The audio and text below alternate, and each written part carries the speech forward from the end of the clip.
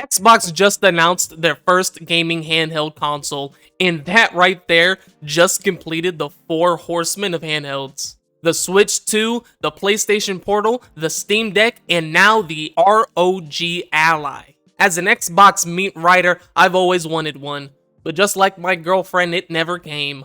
And as I was lying down in a corner, thinking about how we'll never get a Titanfall 3, I wanted to know the evolution of all the gaming handhelds, what it all took to get here.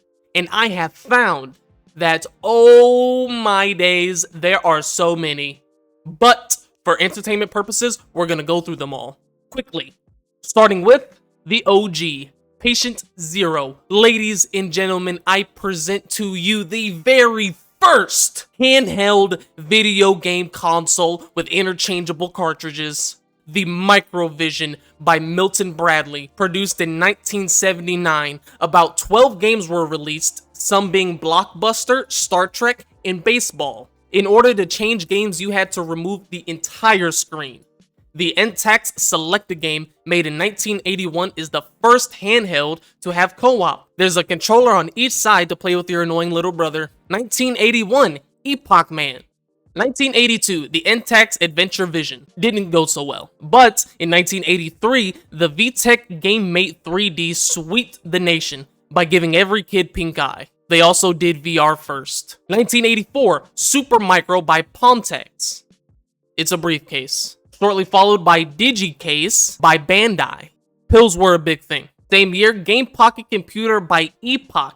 Big year for gaming. 1988, Light Games by Grandstand. Now we're getting into innovation. First console to literally bring your games to life using a projector. 1989, the Mac Daddy is in the building, fellers. The legend, the immortal, the Game Boy. This launched Pokemon, Kirby, and so many of our childhood classics.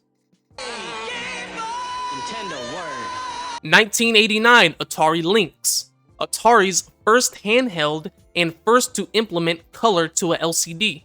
Lynx, more fun and games from Atari. 1990, Game Gear. Sega's attempt in dipping their toes in the new world of iPad kids. I mean Game Boy kids. 1990, Turbo Express by NEC. Yeah, it's a walkie-talkie. 1990, Game Master by Hardtongue. 1992, Pre-Computer 2000 by VTech. Was about 20 years too early. 1995, Sega Nomad. Also Sega's last handheld. 1995, Virtual Boy. Nintendo also the leading cause of pink eye in the 90s. Virtual Boy, a 3D game for a 3D world. Wanna play? 1996, Game Boy Pocket. 1997, Gamecom is the first handheld to have touchscreen and use the internet. And it plays more games than you idiots have brain cells!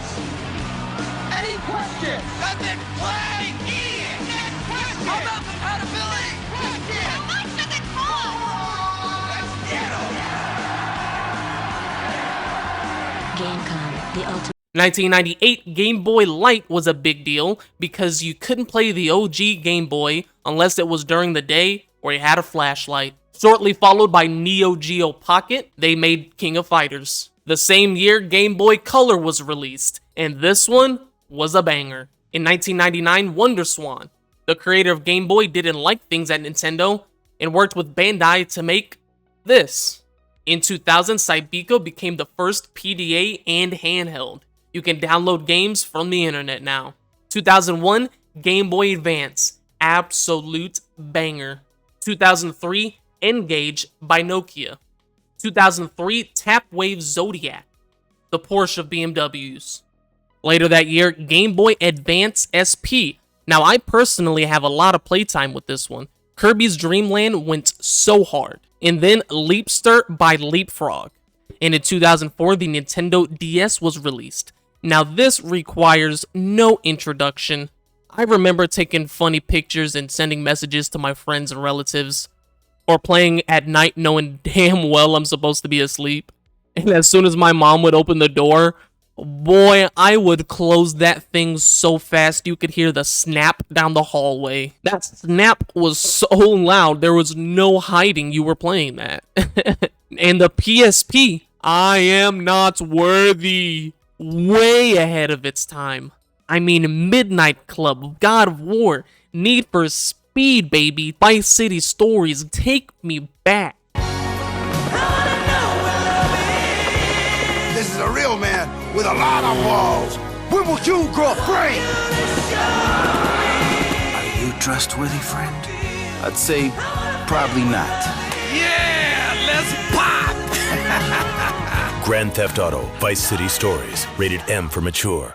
In 2005, Game Boy Micro. Yeah, they're done with these. I had one, no bueno. Later, the Gizmondo was released. What even is that? In 2006, DS Lite. Oh no. In 2007, V-Smile Pocket by VTech. Oh lord, another banger. Genuinely, did anyone else play the Scooby-Doo on this? We cannot forget about this legendary console. This console carried so many childhoods. For the kids whose parents wouldn't get them the PlayStation or Game Boy, you got this. In 2007, Game King. 2008, Leapster 2 by Leapfrog. This is where they fell off. They later released DJ. The double release is crazy. This one's for adults. 2008 PSP 3000. Here it is. Sony knows how to make a slick design. 2008 DSi. Here we go again. 2009, not the Dingo by Dingle Digital Technology Company. Later that year, DSi XL. It's bigger. And then the GPS2X Wiz by Game Park Holdings. Look, they're trying. They even got the whole touch pen. 2009 PSP Go. Not sure what happened to this one. No one bought it. I think the design was just off. In 2011, 3DS. It's another DS. Next is the PSP Street. It was a cheaper version and wasn't that good. But the PSP Vita came out and still didn't do that well. I think we all started to stray away from handhelds. In 2012, Wii U. Now this one was actually pretty good. I wasn't super crazy about it, but it was making handhelds come back. And then the 3DS XL, it's bigger. The 2DS, it's flatter. In 2013, the Shield Portable by NVIDIA. NVIDIA released their own contraption. Listen, it has a lot of personality. Not everything's about looks. In 2014, the new 3DS, the new 3DS XL, and in 2016, the new 2DS XL. In 2017, Switch will be dominating the handheld market.